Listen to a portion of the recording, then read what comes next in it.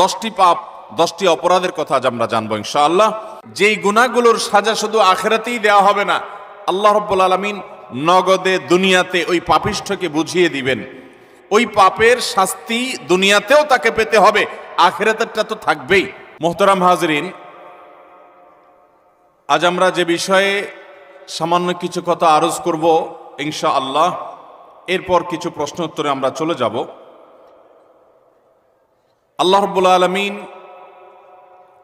তার আনুগত্য এবং তার নির্দেশ মানার মধ্যে বিশ্ব মানবতার মুক্তি এবং শান্তির ব্যবস্থা রেখেছেন।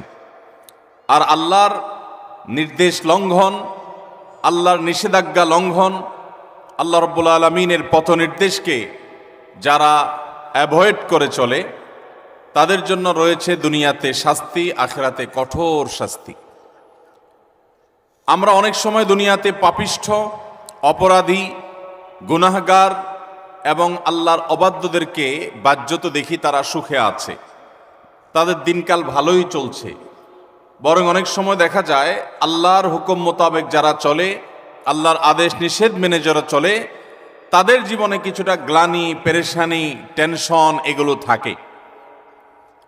এবং এই বিষয়টি নবী করিম সাল্লাল্লাহু আলাইহি সাল্লামের বিভিন্ন হাদিস দ্বারাও প্রমাণিত। তিনি বলেছেন, আশাদ্দুন নাসি বালাআন আল আম্বিয়া সুম্মাল আমসাল ফাল আমসাল। মানুষের মধ্যে সবচাইতে বেশি বিপদগ্রস্ত, বিপর্যস্ত, পেরেশানি এবং নানা গ্লানি তাদেরকে স্পর্শ করে যারা, তারা হলেন আল্লাহর নবীগণ, রাসূলগণ। এরপর নবী রাসূলদের সাথে যাদের যত মিল হবে আদর্শের দিক থেকে, আমলের দিক থেকে, বিশ্বাসের দিক থেকে, তাদের জীবনে তত বাধা, তত বিপত্তি, তত সমস্যা, তত পেরেশানি আসবে। এটা নবী সাল্লাল্লাহু আলাইহি সাল্লাম আগে থেকে ভবিষ্যৎবাণী করেছেন ওহীর আলোকে। কিন্তু এরপরও আমরা যাদেরকে আল্লাহর অপরাধী, আল্লাহর হুকুমের নাফরমানকারী অথচ সুখী দেখি, এই মানুষগুলোকে আমরা সুখে দেখি, শান্তিতে দেখি, এটা একটা বাহ্যিক রূপ মাত্র। এই মানুষগুলোর ভেতরকার অশান্তি, তাদের সাময়িক শান্তির পর চূড়ান্ত অশান্তি এবং তাদের দুঃখের অনেক অধ্যায় সম্পর্কে আমাদের বেশিরভাগ মানুষেরই জানা নাই। এই জন্য দুনিয়ার জিন্দিগির বড় একটা ফিতনা, একটা বড় পরীক্ষার জায়গা, বিভ্রান্তির জায়গা এটা, যে কই ভালো হক হালালি চললে তো কষ্টে থাকা লাগে, খারাপ পথে চললে তো অনেকে ভালোই থাকে দেখি। এই ভালোর পেছনের খারাপটা, এই ভালোর পরের খারাপটা আমরা বেশিরভাগ মানুষ আঁচ করি না।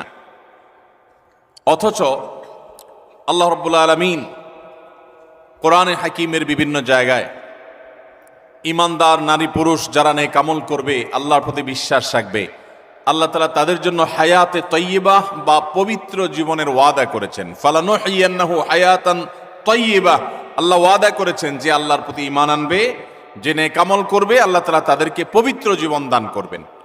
মুহতারাম হাজরিন, এই পবিত্র জীবন, এই পবিত্র জীবনের শান্তি এবং সুখ, এটা বাইরে থেকে অনেক সময় উপলব্ধি করা যায় না, বোঝা যায় না। আল্লাহ রাব্বুল আলামিন সেই প্রকৃত সুখ, প্রকৃত প্রশান্তি আল্লাহর নেয়ামত দিয়ে আমাদের সবাইকে ধন্য করুন। মুহতারাম হাজরিন, প্রতিটা অপরাধ, প্রতিটা পাপ, এটা করার পর বান্দা যদি তওবা করে ফিরে না আসে, এটার জন্য তাকে প্রায়শ্চিত্ত করতে হবে আখিরাতে। ব্যাপারে কোনো সন্দেহ আছে? যত গুনাহ আমরা করব, আল্লাহ কোরআনে বলেছেন, ওয়ামান ইয়ামাল মিসকালা যাররাতিন শাররান, যদি কেউ যাররা পরিমাণ কোনো খারাপ কাজ করে, যেটাকে হয়তো খুব তুচ্ছ মানুষ মনে করছে, ছোট মনে করছে, খুব সাধারণ কোনো পাপ অপরাধ মনে করছে, এমন কোনো বড় অপরাধ মনে করছে না, আল্লাহ রাব্বুল আলামিন বলেছেন ইয়ারাহু, প্রতিটা পাপ সেটা যত ছোট হোক, এটার পরিণতি তাকে ভোগ করতেই হবে, তার পরিণাম তাকে দেখতেই হবে, এর কোনো গত্যান্তর নেই। তবে যদি সে আল্লাহর কাছে তওবা করে, তওবায়ে নাসুহা করে, ইস্তিগফার করে, তার এই কৃতকর্মের জন্য লজ্জিত হয়ে সে সরে আসে এবং আল্লাহর কাছে মাফ চায়, তাহলে ভিন্ন কথা, আল্লাহ তাআলা তাকে মাফ করবেন। এছাড়া ছোট বড় প্রতিটা পাপের পরিণাম মানুষকে ভোগ করতে হবে আখিরাতে। মুহতারাম হাজরিন, এর মধ্যে কিছু অপরাধ আছে, কিছু পাপ আছে কিছু গুনাহ আছে যেই গুনাহগুলোর সাজা শুধু আখিরাতেই দেওয়া হবে না, আল্লাহ রাব্বুল আলামিন নগদে দুনিয়াতে ওই পাপিষ্ঠকে বুঝিয়ে দিবেন। ওই পাপের শাস্তি দুনিয়াতেও তাকে পেতে হবে, আখিরাতেরটা তো থাকবেই। এরকম কিছু পাপ এবং অপরাধ কোরআন এবং হাদিসে বর্ণিত হয়েছে। এরকম 10টি পাপ 10টি অপরাধের কথা আজ আমরা জানবো ইনশাআল্লাহ। এর ভিতরে সর্বপ্রথম যেই অপরাধ করার শাস্তি শুধু আখিরাতে দেওয়া হবে না, আখিরাতের শাস্তি তো দেওয়া হবেই, দুনিয়াতেই আল্লাহ তাআলা ওই অপরাধীকে এই অপরাধের শাস্তি দিবেন, দিয়ে ছাড়বেন। এর মধ্যে প্রথম যে অপরাধের কথা বলতে চাই তা হলো মা বাবার অবাধ্যতা, মা বাবার নাফরমানি, মা বাবার সাথে বেয়াদবি করা, তাদের অসম্মান অশ্রদ্ধা করা, তাদের অধিকার নষ্ট করা, খর্ব করা। এটা এমন একটা অপরাধ, এই অপরাধের শাস্তি আল্লাহ শুধু আখিরাতে দিবেন তা নয়, ওই নরাধমকে, মা বাবার অবাধ্য এবং নাফরমান সন্তানকে আল্লাহ তাআলা দুনিয়াতে তার এই পাপের প্রায়শ্চিত্ত ভোগ করানো ছাড়া মৃত্যু দিবেন না। এ বিষয়ে মুস্তাদরাক হাকিমের বর্ণিত একটি হাদিস আছে। নবী আলাইহিস সালাম বলেছেন, বাবানি মুআজ্জালানি উকুবাতুহুমা ফিদ দুনিয়া আল বাগয়ু ওয়া উকুকুল ওয়ালিদাইন। মা বাবার নাফরমানি এর শাস্তি দুনিয়াতে নগদ দেওয়া হবে, আখিরাতটা তো আছেই।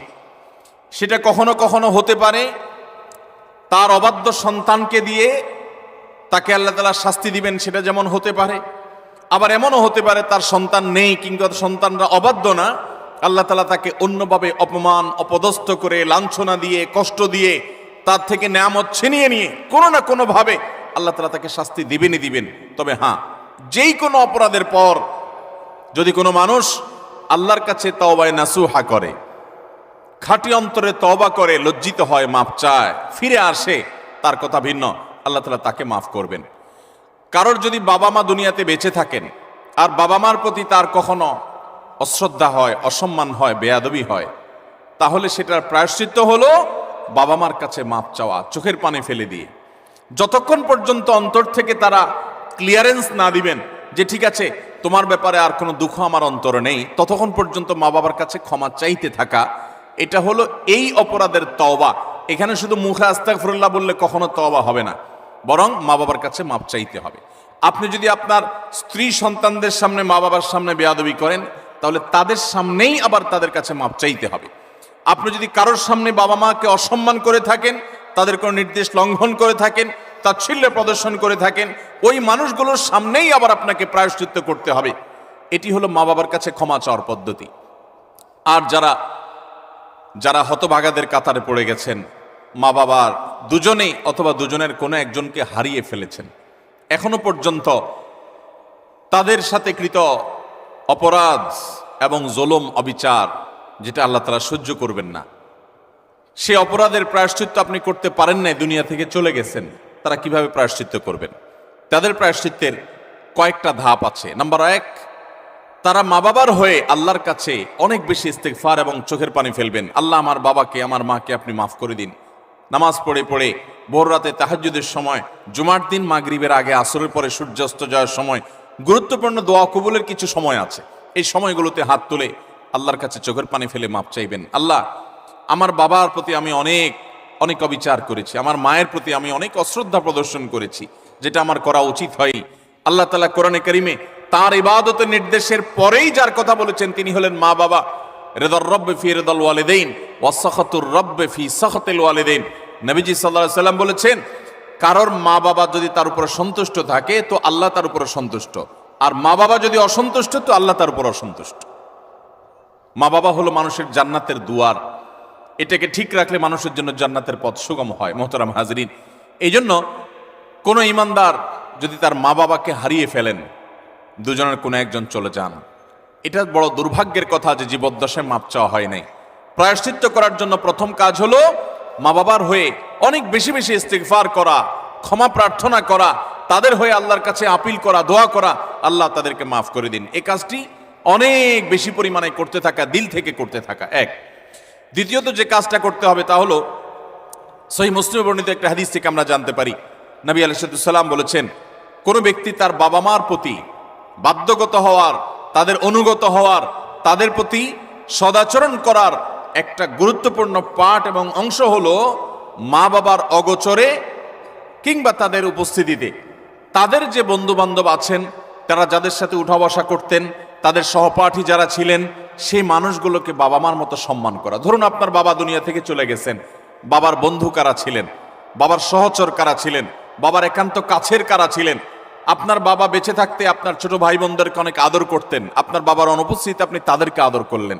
আপনার বাবা বেঁচে থাকতে তার নাতি নাতনিদেরকে অনেক কেয়ার করতেন, তিনি নাই, আজকে আপনি তার হয়ে সেই কাজটা করলেন। আপনার বাবা বেঁচে থাকলে তার বন্ধু বান্ধবদের সম্মান করতেন, স্নেহ করতেন, ভালোবাসা দিতেন, দাওয়াত দিয়ে খাওয়াতেন, আপনি তার অগোচরে সেই কাজটা করলেন। এভাবে আপনার বাবা মা দুনিয়া থেকে চলে যাওয়ার পরও তাদের পক্ষ থেকে এই কাজগুলো করার মাধ্যমে আপনি বিররুল ওয়ালিদাইন বা মা বাবার প্রতি সদাচরণের কাজটা আঞ্জাম দিতে পারবেন। আল্লাহ তাআলা আমাদের সবাইকে মা বাবার সদাচরণকারী, মা বাবার অনুগত সন্তান হওয়ার তৌফিক দান করেন। নবী আলাইহিস সালাম, বিভিন্ন নবী রাসূলগণ কোরআনে কারিমে তাদের বিবরণ এসেছে, তাদের সম্পর্কে আল্লাহ রাব্বুল আলামিন এই সার্টিফিকেট দিয়েছেন। তারা কখনো কখনো আল্লাহর কাছে দোয়া করেছেন যেন তারা মা বাবার প্রতি সদাচরণকারী হন। এটা খুব সহজ বিষয় না। অনেক বদমেজাজ সন্তান আছে, অনেক কুলাঙ্গার সন্তান আছে যে বাবা মার প্রতি তারা অশ্রদ্ধা প্রদর্শন করে। বাবা মা ত্রুটি করতে পারে, বিচ্ছুতি করতে পারে, তারাও যদি অন্যায় করে সন্তানের প্রতি তাদেরও বিচার হবে, কিন্তু সন্তান হিসাবে আপনার চেষ্টা থাকবে বাবা মার সামনে কখনো অশ্রদ্ধা হয়, অসম্মান এমন কোনো কাজ না করা। আব্দুল ইবনে আব্বাস রাদিয়াল্লাহু তাআলা বলেছেন, তুমি তোমার বাবা মায়ের সামনে যদি জামা ঝাড়া দাও, কাপড় ঝাড়া দাও, ধুলাবালি সরাও, বাবা মার সামনে এই কাপড় নাটা, এটাও বাবা মার সামনে বেয়াদবির শামিল। আল্লাহর জমিনে কারোর সামনে যদি তুমি সবচেয়ে বেশি কাচুমুচু করতে হয়, সে হলো তোমার বাবা মা। তোমার সবচেয়ে বেশি বিনয়ের হকদার যদি কেউ থাকে আল্লাহর জমিনে, তিনি হলেন তোমার বাবা মা। যার কথা তুমি অন্ধের মতো মানবে, কোরআন হাদিসের খেলাফ না হলে, তিনি হলেন তোমার বাবা মা। এই জায়গাটা আর কারোর জন্য হতে পারে না। অথচ আজকাল বেশিরভাগ যুবক, বেশিরভাগ কিশোরদেরকে দেখবেন যে আল্লাহর জমিনে যার চাইতে সবচেয়ে বেশি, যার সঙ্গে সবচেয়ে বেশি ঝাড়ি মেরে কথা বলা যায়, তারা মনে করে তিনি হলেন কে? মা। সবচেয়ে বেশি ঝাড়ি যাকে দিয়ে আমাদের আজকাল কিশোররা, যুবকরা কথা বলে, তিনি হলেন কে? হতভাগা মা। আল্লাহ রাব্বুল আলামিন আমাদেরকে মানুষ হওয়ার তৌফিক দান করুন, মুসলমান হওয়ার তৌফিক দান করুন। মা বাবার মর্ম ততক্ষণ পর্যন্ত মানুষ বোঝে না যতক্ষণ পর্যন্ত সে বাবা মা না হয়েছে। আল্লাহ তাআলা আমাদেরকে বাবা মার কদর করার তৌফিক দান করুন।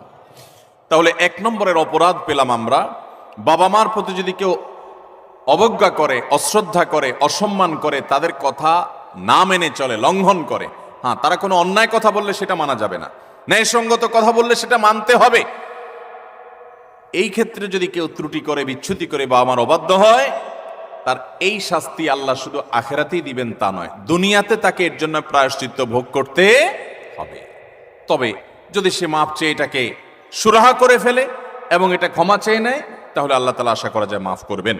নাম্বার 2, কারোর প্রতি জুলুম, কারোর প্রতি অবিচার, গায়ের জোর খাটানো, মাস্তানি গুন্ডামি করা, প্রভাব প্রতিপত্তি দেখানো, যে কাউকে দুর্বল পেয়ে তার উপরে চড়াও হওয়া, কাউকে ঠকিয়ে নিজের কাজ সিদ্ধ করা, এই মানুষের প্রতি জুলুম, অবিচার, এটার শাস্তি আল্লাহ তাআলা দুনিয়াতে দেন। পৃথিবীর ইতিহাসে এমন একজন জালেম দেখাতে পারবেন না যে জালেম জুলুম করেছে আর তার প্রায়শ্চিত্ত তাকে দুনিয়াতে পেতে হয়নি। পৃথিবীর ইতিহাসের সর্বপ্রথম জালেম, মানব সভ্যতার, মানব ইতিহাসের সর্বপ্রথম জালেম ছিল কাবিল, আদম আলাইহিস সালামের ছেলে কাবিল। সে জুলুম করেছে নিজের আপন ভাই হাবিলের প্রতি। আল্লাহ তাআলা তার মুখ সম্মোচন করে দিয়েছেন, তাকে অপমান অপদস্থ করেছেন, তার এই কুকর্ম আল্লাহ তাআলা ফাঁস করে দিয়েছেন। এটি ছিল আল্লাহর পক্ষ থেকে তার জন্য দুনিয়ার শাস্তি, আখিরাতের শাস্তি তো আছেই। পৃথিবীর ইতিহাসে বহু জালেম গিয়েছে, নমরুদ জুলুম করেছে, আবু জাহাল জুলুম করেছে, উতবা সাহেবা জুলুম করেছে, অনেক পরাশক্তি জুলুম করেছে। আল্লাহ তাআলা তাদের প্রত্যেককে অপদস্থ করেছেন, অপমান করেছেন, তাদের মুখ সম্মোচন করেছেন, তাদের শাস্তি দিয়েছেন। তবে আল্লাহ ছাড় দেন, আল্লাহ ছাড় দেন। আল্লাহ বলেছেন ইন্নামা নুমলি লাহুম, আমি ছাড় দিয়ে রাখি, ইন্না কাইদি মাতিন। ছাড় দেওয়ার পরে যখন ধরি, সেই ধরাটা হয় বড় শক্ত, সেটা থেকে বাঁচার কোনো উপায় থাকে। জুলুম এমন অপরাধ, কোন মুসলমান যদি কোনো হিন্দুর প্রতি জুলুম করে, কোন নামাজি মানুষ যদি কোনো বেনামাজির প্রতি জুলুম করে, কোন ধার্মিক মানুষ যদি কোনো অধার্মিক মানুষের প্রতি জুলুম করে, তারপরও আল্লাহ তাআলার সাহায্য ওই মাজলুমের প্রতি থাকে, হোক সে অমুসলিম, হোক সে অন্য ধর্মের মানুষ, কারণ জুলুমকে আল্লাহ কখনো সহ্য করেন। ভাইরা আমার, পশু পাখি তাদের কোনো জান্নাতও নাই, জাহান্নামও নাই। পশু পাখির কোনো জান্নাত জাহান্নাম আছে? তাদের কোনো ইবাদত বন্দেগী আছে? আল্লাহ তাআলা কিয়ামতের দিন গরু ছাগলকে জিজ্ঞাসা করবেন, তোমার যৌবনকাল কিভাবে কাটাইছো? ঘাস খায় কাটছো নাকি শুয়ে শুয়ে কাটছো? আল্লাহ জিজ্ঞাসা করবেন। জিজ্ঞাসাবাদ হবে মানুষের এবং জিনের। পশু পাখির কোনো জিজ্ঞাসাবাদ হবে? পশু পাখির আল্লাহ জিজ্ঞাসা করবেন, ঘাস বেশি খাইছো কিনা, অপচয় করছো কিনা? তোমার মালিক তোমাকে ঘাস খাইতে দিছে, অর্ধেক খাইছে আর অর্ধেক ফালাইছো, অপচয় করছো, জবাব দাও। এরকম কোনো কথা আছে হাদিস কোরআনে? নাই। তাদের কোনো বিচার নাই। কিন্তু জুলুম এমন অপরাধ, পশু পাখি পর্যন্ত একজন আরেকজনের প্রতি জুলুম করে। একটা গরু অন্য গরুটার উপরে চড়াও হয়ে তাকে আক্রমণ করে রক্তাক্ত করে ফেলেছে, গায়ের জোর ছিল। একটা ছাগল শিং ছিল, আর একটা শিং ছিল না, যার শিং ছিল সে শিং দিয়ে গুতগুতি করে অন্য আরেকটা ছাগলকে আহত করেছে, আঘাতপ্রাপ্ত করেছে। একটা মোরগ অন্য মোরগের প্রতি অবিচার করেছে। নবী করিম সাল্লাল্লাহু আলাইহি সাল্লামের সুস্পষ্ট হাদিস পাওয়া যায়, কিয়ামতের ময়দানে এই পশুগুলোকে আল্লাহ তাআলা মাটি হওয়া থেকে আবার পুনরায় সৃষ্টি করবেন এবং দুনিয়াতে যে যার প্রতি অবিচার করেছে সেই অবিচারের বিচার আল্লাহ করবেন। যে এখন তুমি, যে দুর্বল ছিল সে সবল যে তার প্রতি জুলুম করেছে, তার প্রায়শ্চিত্ত স্বরূপ তাকে সে গুঁতো মারবে এবং এর শাস্তি পাবে। এরপর আল্লাহ বলবেন, কুনু তুরাবা, তোমরা আবার মাটি হয়ে যাও, আবার তারা মাটির সাথে মিশে যাবে। অর্থাৎ তাদের কোনো বিচার নেই। কিন্তু পশু পাখিও যদি একে অন্যের প্রতি জুলুম করে, আল্লাহ রাব্বুল ইজ্জত তার বিচার কিয়ামতের ময়দানে করবেন। তাহলে মানুষের জুলুম এটা কত জঘন্য হতে পারে, কত ভয়াবহ হতে পারে। কোরআনে কারিমে আল্লাহ তাআলা বলেছেন, ওমা রব্বুকা বিযাল্লামিল লিল আবিদ, তোমার রব আল্লাহ তিনি বান্দার প্রতি কোনো জুলুম করেন না। আল্লাহ হাদিসে কুদসিতে বলেছেন, ইন্নী হারামতু যুলমা আলা নাফসি, আমি আল্লাহ বলেছেন তিনি আল্লাহ, তিনি তার নিজের প্রতি নিজে জুলুমকে হারাম করে দিয়েছেন। আল্লাহর উপরে কোনো হালাল হারাম করার কেউ আছে? হালাল হারাম করবে তো তিনি, যিনি মহান সৃষ্টিকর্তা, তিনি নিজে সৃষ্টিকর্তা, তাকে আবার হালাল হারাম বাতাবে কে? তার জন্য কোনো বিধিনিষেধ তো থাকার কথা নয়, কিন্তু তিনি নিজের প্রতি নিজে এটা আরোপ করেছেন যে আমি জুলুমকে আমার উপরে হারাম করে দিয়েছি।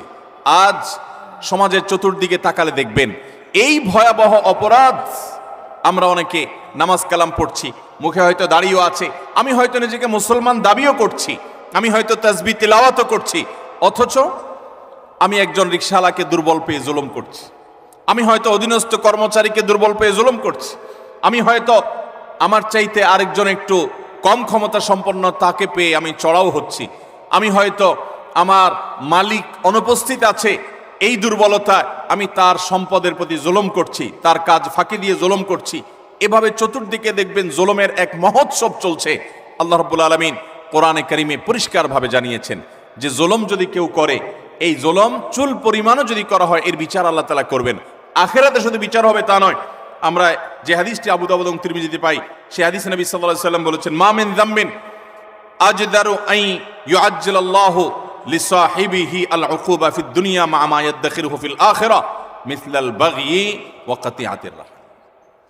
জুলুম এবং অবিচার যদি কেউ করে, তো এর শাস্তি আখিরাতে যা আল্লাহ রেখেছেন তা তো হবেই, দুনিয়াতে নগদ শাস্তি ভোগ করা ছাড়া মানুষ পা নাড়াতে পারবে না। একজন জালিম দেখাতে পারবেন না যে জালিম জুলুম করতে করতে হাসতে হাসতে দুনিয়া থেকে চলে গেছে, তার ভেতরে ত্রাস সৃষ্টি হয়েছে, কোনো না কোনো ভাবে আল্লাহ তাআলা তার জীবনটাকে জীবন্ত জাহান্নাম করেছেন, অথবা অপমান অপদস্থ করেছেন, বা ভেতরে ভেতরে শাস্তি দিয়েছেন। এই শাস্তি ভোগ করা ছাড়া কোনো জালিম যেতে পারে না। এই জন্য ভাইরা আমার, কারোর প্রতি যদি জুলুম হয়, বিশেষ করে আমাদের তরুণ বন্ধুদেরকে আমরা বলি যে কয়েকজন বন্ধু যখন একসাথ হন, শরীরের মধ্যে একটা ভাবসাব চলে আসে। কয়েকজন কলেজে পড়ুয়া বন্ধু, আজকাল কলেজে পড়া লাগে না, এখন কিশোর গ্যাং বাইর হইছে, পুস্কে পুস্কে 4-5 জন একসাথে হয়ে গেলেই মাস্তান হয়ে যায়, ঠিক না বেঠিক? 4-5 জন একসাথে হলে শরীরে একটা ভাবসাব চলে আসে। একা একা যদি চায়ের দোকানে যান, তো আস্তে করে খুব নরম সুরে বলেন, মামু 1 কাপ চা দেন। আর যখন 4-5 জন 6-7 জন একসাথে যান, তো শরীরে ভাব চলে আসে। একবারে বেশি 2বার যদি ডাকা লাগে ওই টি বয়কে, ওই কর্মচারী বেচারাকে, তখন তার দিকে তেড়ে যান, শক্ত কথা বলেন, জোরে আওয়াজ করেন, ভাবখানা এমন যে আপনি কি হুনুরু হয়ে গেছেন। গাড়িতে উঠেছেন, বাসে উঠেছেন, কয়েকজন মিলে উঠেছেন, তো মনে হচ্ছে যে কিছু একটা বাসে উঠে গেছে, কোনো একটা হাইওয়ান জন্তু উঠে গেছে, এরকম একটা ভাব চক্কর, ঠিক না ভাই? ঠিক ভাইরা আমার, কয়েকজন মিলে শক্ত আছেন, একজন রিক্সাওয়ালা হয়তো 10 টাকার জায়গা 15 টাকা চাইছে, 1 টাকাও দিলেন না, পুরো টাকা না দিয়ে চলে গেছেন, বেচারা ফেল করে চেয়ে আছে, কিছু বলার ক্ষমতা নাই।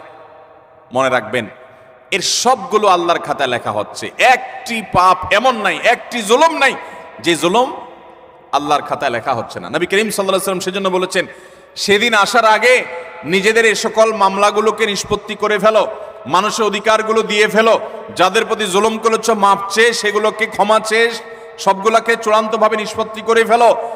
যেদিন এগুলোর বিচার যখন আল্লাহ শুরু করবেন তখন কাউকে ছাড় দিবেন না।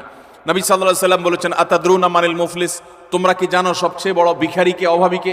সাহাবীরা বলেছেন, আল মুফলিসু ফিনা মান লা দিনারাহু ওয়া লা দিরহামা। হে আল্লাহর রাসূল, আমাদের মধ্যে যার টাকা পয়সা নাই সেই তো অভাবী, আমরা জানি। নবীজি সাল্লাল্লাহু আলাইহি ওয়াসাল্লাম বলেছেন, আরে সে অভাবী, আসল অভাবী না। আসল অভাবীর পরিচয় তাহলে শুনো। একটা লোক দুনিয়াতে অনেক কোরআন তেলাওয়াত করেছে, অনেক তাসবিহ জপেছে, অনেক হজ উমরা করেছে, অনেক বেশি ইবাদত বন্দেগী করেছে, অনেক নফল নামাজ পড়েছে, নফল রোজা রেখেছে, অনেক দান সাদেকা করেছে, অনেক ভালো কথা মানুষকে শুনিয়েছে, অনেক মাহফিলে সে গিয়েছে, অনেক ভালো কাজে সহযোগিতা করেছে, হাজী সাহেব গাজী সাহেব হয়েছে, সবই ঠিক আছে। কিন্তু এত বিশাল পরিমাণ আমলের পাহাড় নিয়ে আল্লাহর কাছে তিনি হাজির হয়েছেন। তার আশা, এত আমল করে আসছি, জান্নাত আমার ঠেকাবে কে? কিন্তু দেখা গেল দুনিয়াতে তার জীবদ্দশায়, কৈশোর বয়সে, যৌবনে, প্রাপ্তবয়স্কে, বৃদ্ধ বয়স্কে, বিভিন্ন পর্যায়ে এসে কখনো কাউ প্রতি অত্যাচার করেছে, অবিচার করেছে, কাউকে ঘাট ধাক্কা দিয়েছে, কাউকে একটা ঘুষি দিয়েছে, কাউকে একটা গালি দিয়েছে, কাউকে প্রতি অবিচার করেছে, কারোর প্রতি জুলুম করেছে, কখনো কাজের বুয়ার প্রতি করেছে, কখনো ড্রাইভারের প্রতি করেছে, কখনো অধীনস্থের প্রতি করেছে, কখনো আপন ভাইয়ের প্রতি করেছে, কখনো আপন বোনের প্রতি করেছে, কখনো নিজের স্ত্রীর প্রতি করেছে, কখনো হয়তো সন্তানের প্রতি করেছে, নানামুখী মানুষের প্রতি জুলুম করেছে। এই জুলুমগুলোর যাদের প্রতি করা হয়েছে, কিয়ামতের ময়দানে এই লোক যখন আমলের পাহাড় নিয়ে জান্নাতে যাওয়ার জন্য মোছে তাও দিবে, সমস্ত পাওনাদার হাজির হয়ে আল্লাহর কাছে বলবে, আল্লাহ, এই ব্যক্তি যে আজ জান্নাতে যাওয়ার জন্য প্রস্তুতি গ্রহণ করছে, এই লোক সে আমাদের অধিকার নষ্ট করেছে, আমাকে একটি আঘাত করেছে, আমি দুর্বল ছিলাম, হয়তো রিকশাওয়ালা, কিছু বলতে পারি নাই। আপনি তো আহকামুল হাকিমিন, আজ বিচার দিবসেতে বিচার হবে, দুনিয়াতে আমি বিচার পাই নাই, আজকে আমি বিচার চাই। আল্লাহ তাআলা তখন ওই ব্যক্তিকে আল্লাহ রাব্বুল আলামিন তখন বলবেন, এখন বিচার হলো, তুমি যে আমলের পাহাড় নিয়ে এসেছো সেখান থেকে কিছু আমল সওয়াব তাকে দিয়ে দাও, কিছু সওয়াব তাকে দিয়ে দাও, তোমার কাজের প্রায়শ্চিত্ত হবে। তাকে আল্লাহ তাআলা বিদায় করবেন, নিষ্পত্তি করবেন। আরেকজন হাজির। এভাবে একে একে যত পাওনাদার তার কাছে হবে, সমস্ত পাওনাদারদের পাওনা দিতে দিতে তার আমল যা নিয়ে এসেছে এ আমলের সকল সওয়াব ফুরিয়ে যাবে, শেষ। কিন্তু পাওনাদার তখনও আছে। এবার পাওনাদারদের পাওনা নিষ্পত্তি করবার জন্য আল্লাহ তাআলা পাওনাদারদের পাপের বোঝা তার মাথায় একটু একটু করে, তার অপরাধের অনুপাত হারে আল্লাহ তাআলা দিতে দিতে পাপের বোঝা মাথায় নিয়ে, আমল তো সওয়াব তো এর আগেই শেষ পাওনাদারকে দিয়ে, এবার পাওনাদারদের পাপে সে জাহান্নামে নিক্ষিপ্ত হবে। নবী সাল্লাল্লাহু আলাইহি ওয়াসাল্লাম বলেছেন, ওই লোকের মতো ভিখারি, তার মতো অসহায়, তার মতো অভাবী, তার মতো কপাল পোড়া আল্লাহর জমিনে আর কেউ হবে না। সেই অভাব যেন আমাদের না হয়। এজন্য ভাইরা আমার, দুনিয়ার জীবনে আমার কারোর প্রতি যেন কোনো জুলুম না হয়, কোনো অবিচার না হয়, গায়ের জোর যেন আমি না দেখাই। আল্লাহ যেন আমাকে মনুষ্যত্ব, এটা যেন আমার মধ্যে অর্জন করতে পারে। বিশেষ করে তরুণ এবং কিশোর বন্ধুরা, বয়সের কিছু পাগলামো আছে, বয়সের কারণে শরীরে কিছু গরম ভাব আসে, খবরদার। কারোর প্রতি যদি কখনো রাগ করেও ফেলেন, অবিচার করেও ফেলেন, শয়তানের প্ররোচনায় পড়ে সাথে সাথে তার কাছে মাপ চেয়ে নেবেন, নিষ্পত্তি করে ফেলবেন, এটা রেখে দিবেন না। কারণ আল্লাহর খাতায় প্রত্যেকটা অপরাধ লিপিবদ্ধ হবে। এটা তো আখিরাতের কথা। আজ আমরা যেটি বলছি তা হলো, নবী করিম সাল্লাল্লাহু আলাইহি ওয়াসাল্লাম বলেছেন, আখিরাতের যে শাস্তির কথাটা তো আছেই, কিন্তু কারোর প্রতি যদি কেউ জুলুম করে, দুনিয়াতে আল্লাহ রাব্বুল আলামিন তাকে সেই জুলুমের শাস্তি, প্রায়শ্চিত্ত তাকে দিবেন, এর মুখোমুখি তাকে হতেই হবে। আল্লাহ তাআলা আমাদেরকে জুলুমের মতো এই পাপ অপরাধ থেকে বেঁচে থাকার তৌফিক দান করুন। 3 এবং 4 এবং 5 এই তিনটি আরেকটি হাদিসে এসেছে। 3 নম্বর হলো আত্মীয়তার সম্পর্ক ছিন্ন করা, 4 নম্বর হলো কথায় কথায় মিথ্যা কথা বলা, এবং 5 নম্বর হলো আমানতের খেয়ানত করা। কেউ টাকা রেখেছে, আপনি মেরে দিলেন, কারোর কাছ থেকে বাকি নিয়েছেন, আর ওই লোকের চেহারাও মারালেন না, সামনেও গেলেন না, কারোর কাছ থেকে হাওলাত নিয়েছেন, এরপর তার মোবাইল নাম্বারই ব্লক করে ফেললেন। কেউ আপনাকে কোনো কথা বলছে কারোর কাছে না বলতে আপনি সবার কাছে বলে বেড়ালেন, কারোর কোনো গোপন তথ্য আছে এটা ফাঁস করে দিলেন। এরকম যত প্রকার আমানতের খেয়ানত আছে এই সবগুলোর কারণে আল্লাহ তাআলা দুনিয়াতে নগদ শাস্তি দিবেন। তাহলে 3 নম্বর হলো আত্মীয়তার সম্পর্ক ছিন্ন করা, 4 নম্বর হলো মিথ্যা, 5 নম্বর হলো খেয়ানত, আমানত নষ্ট করা। এই কয়েকটা পয়েন্ট একসাথে তাবরানীতে বর্ণিত হয়েছে। নবী সাল্লাল্লাহু আলাইহি সাল্লাম বলেছেন যে কয়েকটা অপরাধ আছে, এগুলোর শাস্তি আখিরাতে হওয়ার পাশাপাশি দুনিয়াতে হওয়াটা অধিকতর উপযুক্ত হবেই হবে, এর কোনো বিকল্প নাই, ব্যত্যয় নাই, আল্লাহ তাআলা এটি করবেনই। তার ভিতরে একটা হলো আত্মীয়তার সম্পর্ক ছিন্ন করা। অনেক মানুষ আছেন নিজের আপন ভাইয়ের সাথে সম্পর্ক ভালো নাই, বোনের সাথে সম্পর্ক ভালো নাই, কোনো যুক্তি খাটবে না। আপনার ভাই খারাপ এই যুক্তি দিবেন, বোন খারাপ সে যুক্তি দিবেন, এই যুক্তি খাটবে না। সে খারাপ, আপনি তো খারাপ হবেন না, আপনাকে তো ভালো হতে হবে। আপনি নিজে থেকে তার প্রতি সদাচরণ করার চেষ্টা করবেন, আপনি তার সাথে নিজে থেকে উইলিংলি মিশতে যাবেন, তার কল্যাণ চাইবেন, তার জন্য দোয়া করবেন। হ্যাঁ, তার সাথে মিশতে গেলে সে ক্ষতি করে, সে মামলা মোকদ্দমা করে, সে শত্রুতা করে, তাহলে ভিন্ন কথা, আপনি যান বাঁচানোর জন্য দূরে থাকতে পারবেন। কিন্তু আত্মীয়তার সম্পর্ক রক্ষা করা সুন্নত না নফল? আত্মীয়তার সম্পর্ক রক্ষা করা কি নফল কাজ না সুন্নত কাজ? ফরজ। 5 ওয়াক্ত নামাজ পড়া যেরকম ফরজ, রমজানে রোজা রাখা যেরকম ফরজ, আত্মীয়তার সম্পর্ক রক্ষা করাটাও কি? অনেক মুসলমান এটা জানেন না। আপনার ভাই বোন, তার সাথে আপনার সুসম্পর্ক বজায় রাখতে হবে। আত্মীয়ের তালিকায় রক্ত সম্পর্কীয় যাদের সাথে আপনার ব্লাডের কানেকশন আছে, এই রক্ত সম্পর্কীয় আত্মীয়দের মধ্যে সবচেয়ে অবহেলিত আত্মীয়ের নাম হলো ফুফু। সবচেয়ে অবহেলিত আত্মীয়ের নাম কি? ফুফু। কজন বলতে পারবেন যে ফুফুর সাথে নিয়মিত যোগাযোগ করেন? যাদের ফুফু আছে কজন যোগাযোগ বলতে পারবেন? অল্প কয়েকটা হাত উঠছে। বেশিরভাগ মানুষ ফুফুদের সাথে কোনো সুসম্পর্ক নাই। হ্যাঁ, কোনো কোনো ক্ষেত্রে ফুফুরাও অমানুষের মতো ভাতিজার প্রতি, ভাতিজিদের প্রতি আচরণ করে, আছে কিছু বিচ্ছিন্ন ঘটনা, কিন্তু তারপরও ভাতিজা হিসাবে আপনার চেষ্টা থাকবে যে আমার বাবার বোন, আমাদের শরীরের রক্ত একই রক্ত, অতএব তার প্রতি আমার অধিকার, তার প্রতি আমার কর্তব্য আছে, তার প্রতি আমার দায়িত্ব আছে। সে দায়িত্ববোধ থেকে অন্তত সুসম্পর্ক বজায় রাখা, খোঁজ খবর নেওয়া। আজকাল মোবাইলের যুগে খোঁজ খবর নেওয়া খুব সহজ, কিন্তু মুশকিল হলো সোশ্যাল মিডিয়া নামে যে সমস্ত নেটওয়ার্ক, যে সমস্ত অ্যাপ, যে সমস্ত সুযোগ সুবিধা আমাদের কাছে আসছে আজ, এগুলো আমাদের সবচেয়ে বেশি আনসোশ্যাল করে দিয়েছে। এই সোশ্যাল মিডিয়া আমাদের এক একজনের 5000 করে বন্ধু তালিকায় আছে। অনেকের এই 5000 ফুল। 5000 বন্ধুর হক আদায় করতে করতে নিজের রক্ত সম্পর্কে আত্মীয়দের সাথে 6 মাসে একবার ফোনে কথা বলার টাইমও আমরা পাই না। ঠিক কিনা বলেন ভাইরা আমার? আপনার এই ফেক বন্ধু, কাগজে বন্ধু, ফেসবুকীয় বন্ধু, কোরআন এবং হাদিসের আলোকে এদের কোনো হক আপনার কাছে সে অর্থে? অথচ বন্ধু আপনার পোস্টে লাইক মারছে, আপনি পাল্টা লাইক না মানলে বন্ধু নাখোশ হয়ে যায়। এই জন্য ঘুরে ঘুরে তার ওয়ালে গিয়া লাইক মারা লাগে। বন্ধু আপনার পোস্টে কমেন্ট করছে, আপনি কমেন্ট না করলে, রিপ্লাই না দিলে সে নাখোশ হয়, জন্য রিপ্লাই দেওয়া লাগে। মেসেঞ্জারে নক করছে, রিপ্লাই দেওয়া লাগে।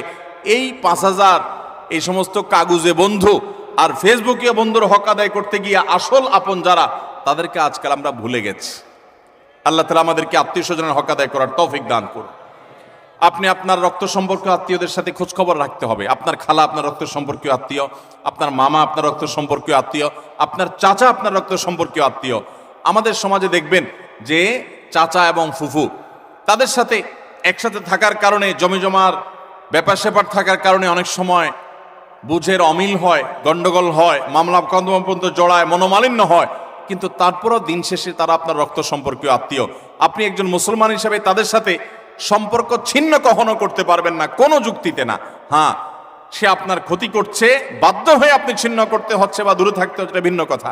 এছাড়া অন্য কোনো যুক্তিতে আপনি আত্মীয়তার সম্পর্ক ছিন্ন করতে পারবেন না। অনেক লোক বলে আমার আত্মীয়, সে তো আমার খোঁজ খবর নেয় না, আমি একা নেওয়া লাগে। হ্যাঁ, আপনি একা নিবেন, আপনি আল্লাহর কাছে সওয়াব পাবেন। সে নিচ্ছে না, সে দায়ী হবে, অপরাধী হবে।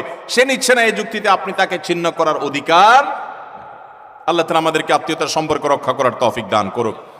চাচা এবং ফুফুদের খোঁজ খবর নেব তো ইনশাআল্লাহ। চাচা তো ভাই, ফুফাতো ভাই বোন, তাদের খোঁজ খবর নেব তো ইনশাআল্লাহ। এগুলো তো অনেক পরের কথা। অনেক কপাল পড়া আছে নিজের আপন ভাই বোনের সাথেও যোগাযোগ, কত বন্ধু তার, কত দোস্ত তার, কত আপন তার, অথচ রক্ত সম্পর্কীয় এই মানুষগুলোর প্রতি তারা খেয়াল রাখে না। নবী করিম সাল্লাল্লাহু আলাইহি ওয়াসাল্লাম বলেছেন, আল্লাহ রাব্বুল আলামিন হাদিসে কুদসিতে বলেছেন যে যে ব্যক্তি আত্মীয়তার সম্পর্ককে রক্ষা করবে, সংযুক্ত করবে, তাদের সাথে কানেক্টেড থাকবে, আল্লাহ তাআলা ওই ব্যক্তির সাথে কানেক্টেড থাকবেন। আর যে ব্যক্তি আত্মীয়তার সম্পর্কের সাথে সম্পর্ক ছিন্ন করে ফেলবে, আত্মীয়ের সাথে সম্পর্ক ছিন্ন করবে, রাখবে না, আল্লাহ তাআলা বলেছেন কাতাআহুল্লাহ, আল্লাহ তাআলা তার সাথে সম্পর্ক ছিন্ন করে ফেলবেন। এবং লা ইয়াদখুলুল জান্নাতা কাতি', আত্মীয়তার সম্পর্ক ছিন্নকারী জান্নাতে প্রবেশ করবে। কোন যুক্তিতে আত্মীয়তার সম্পর্ক আপনি ছিন্ন করতে পারেন না, রাগ করে 3 দিন অভিমান করতে পারেন, এর বেশি না। আল্লাহ আমাদেরকে এই অপরাধটি থেকে বেঁচে থাকার তৌফিক দান করুন। আত্মীয়তার সম্পর্ক রক্ষা করলে ওই ব্যক্তিকে আল্লাহ তাআলা দুনিয়াতে নগদ শাস্তি দিয়ে থাকেন আখিরাতের শাস্তির পাশাপাশি। আর 4 নম্বর হলো মিথ্যা, কথায় কথায় মিথ্যা, সবার সাথে মিথ্যা, তার জীবনটা মিথ্যার উপরে। এই মিথ্যাবাদীদের উপর আল্লাহ বলেছেন যে লানাতুল্লাহি আলাল কাযিবিন, আল্লাহর লানত, আল্লাহর অভিশাপ এবং আল্লাহর গজব নাজিল হয় মিথ্যাবাদীদের উপরে। এজন্য ঈমানদার কখনো কথায় কথায় মিথ্যা বলতে পারে। 5 নম্বর হলো খেয়ানত, যেটা বললাম যে আমানতের খেয়ানত, অর্থের দিক থেকে খেয়ানত, কথার দিক থেকে খেয়ানত, বিভিন্ন দিক থেকে খেয়ানত। আপনি কারোর কোনো কিছু নকল করলেন, ফেসবুকে আজকাল যে খেয়ানত হয় সেটা হলো একজনের লেখা কপি করে এনে আপনার ওয়ালে সুন্দর করে পোস্ট করে দিলেন, সবাই আপনাকে বাহবা দিল, ভাই মাশাআল্লাহ আপনি তো সুন্দর লেখেন, দেখা যায় আসলে আপনি এটা চুরি করে আনছেন আরেকজনেরটা। এটা হলো খেয়ানত, এটা হলো আমানতের। এখন আজকাল তো বই পুস্তকেই হয় ডাইরেক্ট, অথচ এই খেয়ানত ফেসবুকেও পোলাপান করতে এখন বড় বড় শিক্ষাবিদরা বই পুস্তকেই এই আকাম করছেন। অতএব এই সমস্ত খেয়ানত, এটা কোনো মুসলমানের চরিত্র হতে পারে? মুসলমান কখনোই 2 নম্বরই করবে। অতএব আমানত আমরা রক্ষা করব তো ইনশাআল্লাহ। নবী সাল্লাল্লাহু আলাইহি ওয়াসাল্লাম বলেছেন ইযা হাদ্দাসার রাজুলু ফালতাফাতা ফাহিয়া আমানা, তোমার সাথে কেউ কথা বলেছে, কথা বলার পর সে সেখান থেকে সরে গেছে, সাথে সাথে ওই কথাটা তোমার কাছে আল্লাহর পক্ষ থেকে আমানত হয়ে গেছে। এই আমানত রক্ষা করার চেষ্টা করব তো ইনশাআল্লাহ। আপনার কাছে কেউ এখান থেকে কোনো কথা বলেছে, আপনার কাছে হোয়াটসঅ্যাপে একটা মেসেজ পাঠাইছে, কয়দিন পরপরই দেখবেন ফেসবুকে প্রায় সময় দেখবেন যে স্ক্রিনশট আউট হয়ে গেছে, হয় কি হয় না? স্ক্রিনশট কি হয়ে গেছে? এটা প্রচার হয়ে গেছে। আপনার সাথে এখান থেকে কেউ আলাপ করেছে, আপনি তার কোনো দুর্বল দিক পাইছেন, কোনো কারণে শত্রুতা উদ্ধার করা দরকার, আপনার সাথে সে একান্তের আলাপচারী থাকে, আপনি ফেসবুকে প্রচার করে দিলেন। এটা আমানতের খেয়ানত, এটা মানুষের প্রাইভেসি লঙ্ঘন। ইসলাম মানুষের প্রাইভেসিকে এত গুরুত্ব দেয় যে কেউ যদি কারোর বাড়িতে উকি মারে, এবং দেখার চেষ্টা করে তার ব্যক্তিগত সময়কার উঠা বসা, কাজ কাম, অ্যাক্টিভিটিস, নবী আলাইহিস সালাম বলেছেন এটা এমন জঘন্য অপরাধ যে এই লোকের চোখ উফড়ে ফেলার মতো অপরাধ সে করেছে। আজকাল দেখবেন প্রায় সময় অমুকের আইডি হ্যাক করেছে, অমুক আইডি হ্যাক করে সেখান থেকে তার ব্যক্তিগত সব তথ্য সে ফাঁস করেছে, এটা করেছে সেটা করেছে। কেউ কারোর মোবাইল ফাইলে ঘাটাঘাটি করে তার ব্যক্তিগত জিনিসপত্র ঘাটাঘাটি শুরু করে। এগুলো সবগুলো আমানতের খেয়ানত। আমাদের কথা, আমাদের কাজ, আমাদের টাকা, আমাদের পয়সা, লেনদেন সবকিছুতে আমানতদারিতা দেখাতে হবে। আমানতের খেয়ানত যারা করে, আপনি কাউকে আমানতের খেয়ানত করবেন, আল্লাহ তাআলা আপনাকে এই পরিস্থিতির মুখোমুখি করবেন। বিদায় এই ধরনের গুনাহ থেকে আমরা বেঁচে থাকবো ইনশাআল্লাহ। নাম্বার 6, কোন মুসলমানকে অপমান করা। আমাদের যুবকদের কাছে আজকাল সবচাইতে প্রিয়, সবচেয়ে পছন্দের পাপ হলো এটা, যে পাপটা করতে আমাদের যুব সমাজ সবচেয়ে বেশি মজা পায়, স্বাদ পায়, এনজয় করে। রসিয়ে রসিয়ে যে পাপটা করে আমাদের যুবক বন্ধুরা, সেটা হলো কাউকে অসম্মান করা, অপমান করা। দেখবেন 2-4 জন বন্ধু মিলে আরেকজনকে নিয়ে টিজ করছে, আরেকজনকে নিয়ে উত্ত্যক্ত করছে, আরেকজনকে নিয়ে বাজে কথাবার্তা বলছে।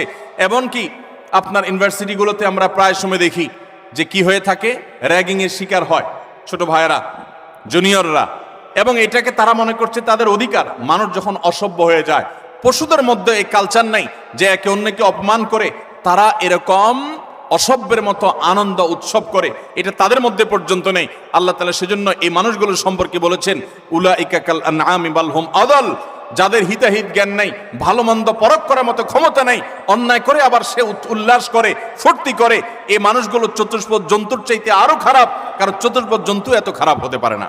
অতএব আমাদের যুবক বন্ধুরা, কোনোদিন কাউকে অপমান করে, কাউকে কষ্ট দিয়ে, কাউকে আঘাত করে, আসেন 4-5 বন্ধু একসাথে, এক বেচারা একা একা যাচ্ছে, তাকে নিয়ে হাসাহাসি করলেন, ঠাট্টা মশকরা করলেন, ইয়ারকি ফাজলামতি করলেন, তাকে অপমান করলেন, তাকে অপদস্থ করলেন, তাকে বেইজ্জত করলেন।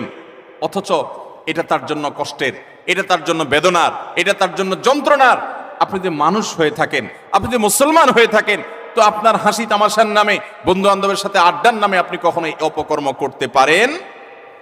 নবী করিম সাল্লাল্লাহু আলাইহি সাল্লাম বলেছেন, আবু দাউদে বর্ণিত হয়েছে, কোনো মানুষ সে যদি আরেকজনকে অপমান করে, এমন একটা জায়গায় যেখানে ওই লোকটা অপমান থেকে বাঁচার চেষ্টা করছে, সে চায় কেউ তার জন্য সাহায্যের হাত বাড়িয়ে দেখ, সেখানে আপনি তাকে আরো অপমান করলেন, তাহলে আপনি নিশ্চিত জেনে রাখেন, লিখে রাখেন, আপনার জীবনে এরকম পরিস্থিতি আসবে যে আপনি কোনো পরিস্থিতিতে মানুষের সাহায্যের জন্য আপনি হাত বাড়াবেন, কিন্তু সাহায্য পাবেন না, পাবেন অপমান। কারণ মানুষকে অপমান করলে তার শাস্তি আল্লাহ তাআলা দুনিয়াতে নগদ দিয়ে থাকে। আল্লাহ তাআলা এই অপরাধ থেকে, এই গুনাহ থেকে আমাদেরকে বেঁচে থাকার তৌফিক দান করুন। ভাইরা আমার, ভালো মুসলমান হওয়ার জন্য ভালো মানুষ হতে হবে। আপনি কয়েক বন্ধু মিলে একসাথে হাসি ফুর্তি করতে পারেন, আনন্দ তামাশা করতে পারেন, খেলাধুলা করতে পারেন, ক্রীড়া কৌতুক করতে পারেন, শরিয়ার সীমানায় থেকে। আপনি সেটা করতে গিয়ে কাউকে নিয়ে আপনি হাসাহাসি করতে পারেন। একটা মেয়ে হাঁটে হেঁটে যাচ্ছে, আপনি দেখে ওই মেয়েটাকে শুনিয়ে শুনিয়ে এমন কথা বললেন যে কথা শুনে মেয়েটার মানসিকভাবে আঘাতপ্রাপ্ত হচ্ছে, আপনি তাকে অপদস্থ করছেন, নোংরা কথা বলছেন। যুবকদের মধ্যে এই রোগ আছে না নাই? জনে জনে ঘরে ঘরে আজকে এই রোগ ভরে গেছে। ভাইরা আমার, আল্লাহ আপনাকে বিবেক দিয়েছেন, আপনি আনন্দ অবশ্যই করতে পারেন, আপনি অবশ্যই কৌতুক করবেন, আপনি অবশ্যই ক্রীড়া করবেন, আপনি অবশ্যই রসিকতা করবেন, বন্ধুদের সাথে মজা করবেন, কিন্তু আপনার মজা আরেকটা মানুষের কষ্টের কারণ, আপনার মজা আরেকটা মানুষের অপমানের কারণ হতে পারে না। আপনার বিবেককে জিজ্ঞাসা করুন, কোনো পশু এত নিচে নামে না। আল্লাহ তাআলা আমাদের যুবকদেরকে সঠিক এবং সুন্দর পথে চলার তৌফিক দান করুন। মনে রাখবেন, এই সমস্ত অপকর্মের একটা শাস্তি তো আপনাকে নগদে পেতেই হবে, সেটা হলো অপরাধ বোধের অদৃশ্য দাহন। অনেক লোক আছে দেখবেন, বৃদ্ধ বয়সে এসে হাজী সাহেব, গাজী সাহেব, দাড়িয়ালা, হজরতজি ইত্যাদি সেজে যায়, কিন্তু উনি জানেন উনি যৌবন বয়সে বহু মেয়েকে উত্ত্যক্ত করেছে, বহু ছেলের গায়ে হাত তুলেছে, বন্ধু বান্ধব মিলে বহু অন্যায় করেছে, বহুত আকাম কুকাম করেছে। এই সমস্ত আকাম কুকামের কথা যখন মনে হয়, তখন অপরাধ বোধের একটা জ্বালা আছে ভেতরে, সে নিজেকে নিজে জানে যে আমি কত খারাপ ছিলাম, এই যন্ত্রণায় সে ভুগতে থাকে। আর যারা যৌবনকালে এই সমস্ত অন্যায় এবং পাপাচার থেকে বেঁচে থেকে তাদের যৌবনকে পরিচ্ছন্ন করে, পড়াশোনা করে, কেরিয়ার গড়ে তোলে, সামাজিক কর্মকাণ্ড করে, বন্ধু বান্ধব মিলে ক্রীড়া কৌতুক করে, শরিয়ার সীমানার মধ্যে থেকে কারোর প্রতি অবিচার অন্যায় করে না, তাদের এই জীবনের সবচেয়ে নগদ আল্লাহ তাআলার পক্ষ থেকে যে পুরস্কার আছে, তাহলে মানসিকভাবে সে ফিল করে যে আমি অন্যায় করি নাই, আমি অবিচার করি নাই, আমি যৌবন বয়সে ভালো কিছু কাজ করতে পেরেছি। আল্লাহ আমাদেরকে যৌবনকালে ভালো কোনো কাজ করার তৌফিক দান করুন। আমরা এই সমস্ত অনাচার থেকে বেঁচে থাকবো তো ইনশাআল্লাহ। আজকাল যুবকদেরকে দেখবেন, প্রায় সময় দেখবেন রোস্টিং ভিডিও বানায়। ভিডিওর নাম কি? Roasting video. রোস্টিং ভিডিও মানে কি? একজনকে রোস্ট করে। এতদিন আমরা শুনছি মুরগি রোস্ট করে, এখন পোলাপান কি রোস্ট করে? মানুষ রোস্ট করে। একটা মানুষের হয়তো কোনো ভুল হয়েছে, তার ভুল হলে অবশ্যই তার সমালোচনা হতে পারে, যৌক্তিক সমালোচনা হতে পারে, ভুল সংশোধন হতে পারে, ভুল শুধরানো হতে পারে, কিন্তু ভিডিও বানায়া তার চরিত্র হনন, তার ব্যক্তিগত বিষয় এসে তুলে এনে তাকে একেবারে মুরগিরে যেরকম রোস্ট করে, তার গোষ্ঠী উদ্ধার করার নাম হলো রোস্টিং ভিডিও। আমরা কোন সভ্যতায় বসবাস করছি? যুবকদের কাছে এই জিনিসগুলো খুব এনজয় করার মতো বিষয়। সেগুলো দেখে আমরা অনেকে খুব হাসি, আমরা খুব আনন্দ পাই, খুব মজা পাই। আমাদের রুচি নষ্ট হয়ে গেছে। ভাইরা আমার, একজন মানুষ আরেকজন মানুষকে নিয়ে চরম অপমানকর কোনো কাজ কখনো করা, এটা কখনো সভ্য মানুষের কাজ হতে, এটা কখনো মুসলমানের কাজ হতে পারে। আল্লাহ তাআলা আমাকে আপনাকে এরকম সচেতন দায়িত্বশীল মুসলমান হওয়ার তৌফিক দান করুন। আমরা কোনো মানুষকে অপমান করব, আমরা কোনো মানুষকে কষ্ট দেব। আজ অনেক যুবক আছে, বাবার বয়সী একজন মানুষের সাথে পর্যন্ত বেয়াদবের মতো আচরণ করে। রিক্সাওয়ালা হতে পারে, তিনি রিক্সা চালক, কিন্তু আপনার বাবার বয়সী, আপনার বড় ভাইয়ের বয়সী, আপনার চাইতে অন্তত আলটিমেট কমপক্ষে বড়, অ্যাটলিস্ট আপনার চাইতে সে সিনিয়র, কিন্তু দেখা যায় তার সাথে পর্যন্ত তুচ্ছ তাচ্ছিল্য করে, তুই তোকারি করে, যা তা বলে আমাদের যুবকরা আজকাল, অনেকে, আমি সবার কথা বলছি, অনেক যুবকরা আজকাল এমন আচরণ করে। আল্লাহ রাব্বুল আলামিন এই সমস্ত উদ্ভ্রান্তের জীবন, এই সমস্ত উচ্ছৃঙ্খলতার জীবন পরিহার করে আমাদেরকে সুন্দর জীবন যাপন করার তৌফিক দান করুন। ভাইরা আমার, একটা সুস্থ বিবেক অনেক বড় নেয়ামত, যে বিবেকের রাডারে ধরা পড়বে যে এটা অন্যায়, এটা ন্যায়। আমার কোনো বন্ধু একটা অপকর্ম করছে, আমি বুঝতে পারলাম আমার রাডারে ধরা পড়েছে এটা অন্যায়, আমি প্রতিবাদ করব, ওই বন্ধুকে প্রয়োজনে ত্যাগ করব, আমি একজন ভালো বন্ধু গ্রহণ করব। চেষ্টা করা যাবে না ইনশাআল্লাহ? যৌবনকাল বারবার আসবে না ভাইরা। যৌবনের যে পাগলামি, যৌবনের যে উচ্ছলতা, যৌবনের যে উন্মাদনা, আল্লাহর শপথ করে বলছি, এটা চিরকাল থাকবে? থাকবে না, এটা চলে যাবে। কি করেছেন সে জিনিসটা কিন্তু ঠিকই থেকে যাবে। আপনার কর্মটা ঠিকই থেকে যাবে। যৌবনের এই সময়টা চলে যাবে, কিন্তু যৌবনকালে যা যা করেছেন এই সবগুলো আপনার আমলনামা যেমন লেখা থাকবে, আপনার স্মৃতিতেও থাকবে। আমলনামার কারণে আপনার আখিরাতে শাস্তি হবে, আর স্মৃতিতে থাকার কারণে আপনার পরবর্তী বয়সে আপনাকে অপরাধবোধের অদৃশ্য দাহনে আপনাকে জ্বালাতে থাকবে, অস্থিরতা আপনার মধ্যে কাজ করতে থাকবে। অতএব যৌবনকালে এবং যে কোনো বয়সে আমরা কোনো মানুষকে অপমান অপদস্থ করব। কোনো মানুষ বিপদে পড়েছে, হয়ে গেছে তার দ্বারা একটা কোনো সমস্যা, আপনি চান্স পেয়ে এবার তার 14 গোষ্ঠী উদ্ধার করা শুরু করলেন না ভাই। এই সময় হাত বাড়িয়ে দেন, পারলে তাকে সাহায্য করেন। আল্লাহ রাব্বুল আলামিন আপনার কোনো বিপদে এরকম মানুষ দিয়ে দিবেন যে মানুষ আপনার হাত ধরে আপনাকে উদ্ধার করবে। চেষ্টা করবো না ইনশাআল্লাহ? তাহলে 6 নম্বর অপরাধ এটি যে কোনো মানুষকে অপমান করলে, কোনো মুসলমানকে অপমান করলে তার শাস্তি আল্লাহ রাব্বুল আলামিন দুনিয়াতে দেন। এবং যে ব্যক্তি কোনো বিপদে পড়া মানুষকে, যার দরকার সাহায্য, সে সাহায্যের জন্য হাহাকার করছে, ওই টাইমে তাকে আরো আঘাত করে, আরো আক্রমণ করে, তার রোস্টিং ভিডিও বানায়, তার চরিত্র হনন করে, তাকে অপমান অপদস্থ করে, এই ব্যক্তি তার যখন জীবনে এরকম পরিস্থিতিতে পড়বে, আল্লাহ তাআলা ঠিক একইভাবে অন্য আরেক পাপিষ্ঠকে দিয়ে আল্লাহ তাআলা তাকে সাইজ করবেন। বিদায় বেঁচে থাকবো তো ইনশাআল্লাহ। নাম্বার 7, মানুষকে দেখানোর জন্য কোনো ভালো কাজ করলে, এখন ফেসবুকের সময়, এমন কোনো ভালো কাজ পাওয়া কঠিন হবে যেটা আমরা ফেসবুকে দেই না। আমরা আমাদের আসুন্নাহ ফাউন্ডেশনের বিভিন্ন ভালো কাজ কার্যক্রম ফেসবুকে দেই, সেটা হলো জবাবদিহিতা। ডোনাররা যে ডোনেশন করেন তাদের টাকা কোথায় খরচ হচ্ছে, সেটা কিভাবে খরচ হচ্ছে, সেটা তাদেরকে জানানোর জন্য। ব্যক্তিগত দান, ব্যক্তিগত ভালো কাজ, এটাকে একজন ইমানদার যথাসম্ভব লুকাবার চেষ্টা করবে। হ্যাঁ, অন্যকে উৎসাহিত করবার জন্য দান কখনো প্রকাশ্যও দেওয়া যেতে পারে, সেটা প্রশংসনীয় হতে পারে। কিন্তু আজকাল দেখবেন যে যুবকদের দোষ দিয়ে লাভ কি? অনেক মধ্যবয়স্ক মানুষও আছে, দেখা যায় কোনো গরিব মানুষকে হয়তো একটা কলা দান করছে, কলা ত্রাণ হিসাবে। ওই কলা দেখা যায় 6 জন 7 জন মিলে ধরে রাখছে। বোঝার কোনো উপায় নেই কি গরিবকে দিচ্ছে না গরিবে তাদেরকে দিচ্ছে। এই চিত্র আমাদের সমাজে আছে না নাই? সামান্য কয়টা মুড়ি দিচ্ছে, সামান্য একটা কিছু দিচ্ছে, তো এতজন মিলে দিচ্ছে, এটা দেখে বোঝার উপায় নাই যে গরিব মানুষটা দিচ্ছে না এরা গরিব মানুষকে দিচ্ছে। এই সমস্ত তামাশা আমাদের সমাজে হয় কি হয় না বলেন? কদিন আগে একটা ভিডিও ভাইরাল হয়েছে যে এক লোক দোয়া করবে, তো একটা ছেলেকে মোবাইল দিয়া ভিডিও করতে লাগাই দিছে, ওইটা আবার আরেকজন ভিডিও করে ফেলছে। এবার সে হাত তুলে কাঁদতেছে, কান্দা শেষ, মোবাইল অফ করে ভিডিও ফেসবুকে ছেড়ে দিস। ভাইরা আমার, ওমরা করতে গেলে, কোনো একটা ভালো কাজ করতে গেলে সেলফি সেলফি সেলফি ছাড়া কিচ্ছু। একটা হুজুর দেখছে দোয়া নিবে, হুজুর কাছে কিছু শিখবে, এখন এসব নাই। হুজুর দাঁড়ান, একটা সেলফি নেই। এই রোগ আমাদেরকে প্রচন্ড আকারে ধরছে কি ধরে নাই? একটা হলো স্মৃতি রাখলাম, উৎসাহিত অনুপ্রাণিত হলাম, সেটা ভিন্ন বিষয়। বেশিরভাগ ধান্দাই হলো ফেসবুকে একটা পোস্ট দেবো, মানুষ বলবে ওরে বাপরে বাপ, তুই এই লোক পাইলি কোত্থেকে, মাশাআল্লাহ মারহাবা, কিছু লাইক কমেন্টের বিজনেস হবে। আমাদের মানুষকে দেখাবার প্রবণতা এখন এমন ভাবে হয়ে গেছে যে আমরা এমন কোনো কাজ করি না যেটার ফিডব্যাক দুনিয়াতে আশা করি না। অথচ আল্লাহ তাআলার নেককার বান্দা তারা, যারা কোনো ভালো কাজ করে তার বিনিময় আশা করবে কার কাছে? আল্লাহর কাছে। আল্লাহ তাআলা আমাদেরকে সেরকম নিষ্ঠাবান মানুষ হওয়ার তৌফিক দান করুন। নবী আলাইহিস সালাম বলেছেন মুসনাদ আহমদের হাদিসে, মান সাম্মা আন-নাস বিআমালিহি সাম্মা আল্লাহু বিহি। যে ব্যক্তি কোনো ভালো কাজ করে গল্প দিয়ে বেড়াবে শুধুমাত্র মানুষের কাছে, লোক শোনানো, লোক দেখানো কাজ করবে, আল্লাহ রাব্বুল আলামিন ওই ব্যক্তিকে এই কাজের প্রায়শ্চিত্ত দুনিয়াতেই দিবেন এবং তার শাস্তি দুনিয়াতেই হবে। আল্লাহ তাআলা আমাদেরকে এই লৌকিকতা, মানুষকে দেখাবার জন্য ভালো কাজ করার এই বদ অভ্যাস পরিহার করার তৌফিক দান করুন। নাম্বার 8, যদি কেউ নেয়ামতের নাশুকরি করে, আল্লাহ কোন নেয়ামত দিয়েছেন সেটার নাশুকরি করেছে, এই ব্যক্তিকে আল্লাহ তাআলা নগদ শাস্তি দিবেন। সূরা নাহল 128 নম্বর আয়াতে আল্লাহ তাআলা বলেছেন, ওয়াদারাবাল্লাহু মাসালান কারিয়াতান কানাত আমিনাতান মুতমাইন্নাহ। একটা জনপদের মানুষ, তারা নিরাপদে ছিল, সুখে শান্তিতে ছিল, আল্লাহ তাআলা তাদেরকে নিরাপদে রেখেছেন, ভালো রেখেছেন। ইয়াতিহা রিজকুহা মিন কুল্লি মাকান, প্রত্যেকটা জায়গা থেকে আল্লাহর পক্ষ থেকে রিজিক আসতো। ফাকাফারাত বিআনউমিল্লাহ, তারা আল্লাহর নিয়ামতকে অস্বীকার করে বলেছে, নাশুকরি করেছে।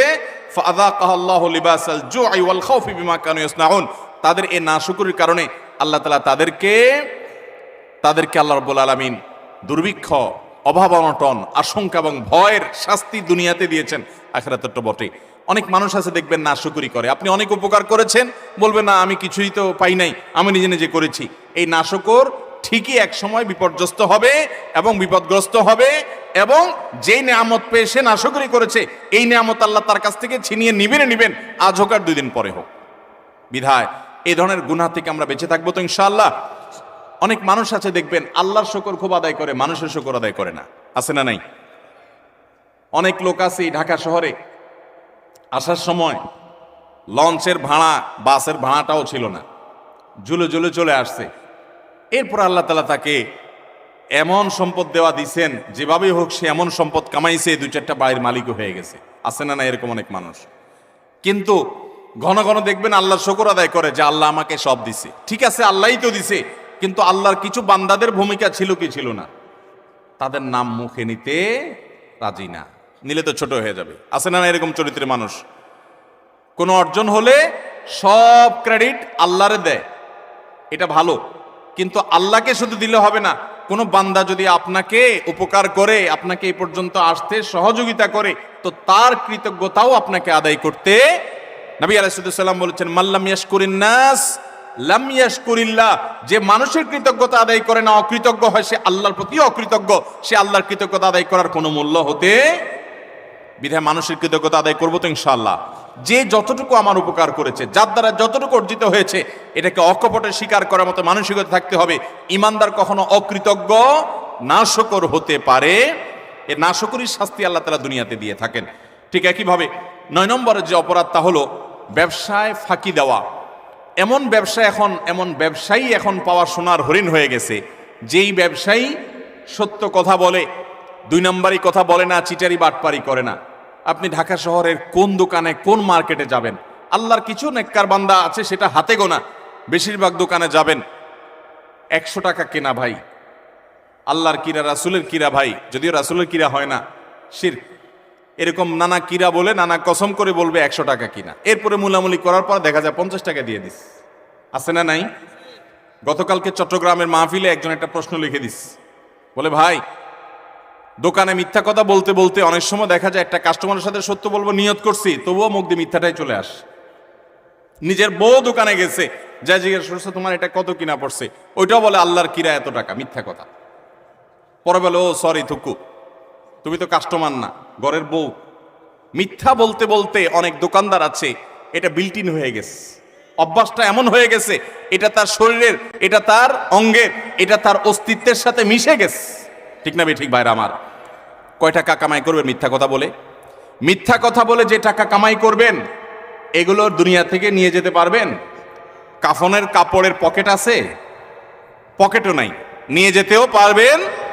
যাদের জন্য মিথ্যা কথা বলছেন, ছেলে সন্তান, স্ত্রী, পরিবারের লোকজন, আপনি দুনিয়া থেকে যাওয়ার পর কিয়ামতের ময়দানে যখন ফেরেশতারা মুগুর দেওয়ার জন্য ধরবে, যখন শাস্তি শুরু হওয়ার পরিকল্পনা হবে, তখন আপনার ছেলে মেয়েরা যায় বলবে, আল্লাহ আমার আব্বাকে কিছু বলিয়েন না, উনি যত 2 নম্বরে চিটারি বাটপারি করে ঢাকা শহরে বাড়ি গাড়ি করছে, এগুলো সব আমাদের জন্য করছে, ওনার একার জন্য করে নাই, অতএব শাস্তি আমাদেরকে দেন, ওনাকে ছেড়ে দেন, বলবে?